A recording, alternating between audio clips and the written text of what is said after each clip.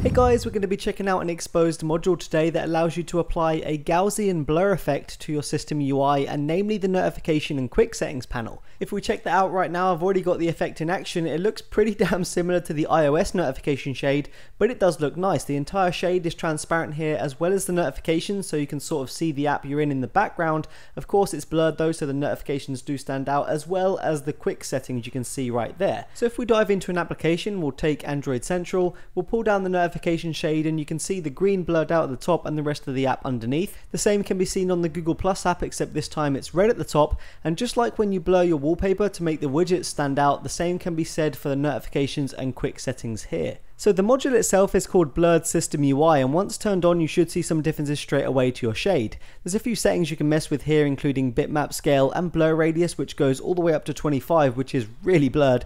There's also a color filter which allows you to add a color tint to the shade, so if you want it to be red you can set that and it's now going to have a red filter on it, but you'll still see the blur and the app in the background. It'll just have your filter on top. There's also a blur benchmark here which I haven't been able to get to work. Not sure if that's something I'm doing wrong or if it's not compatible with the device.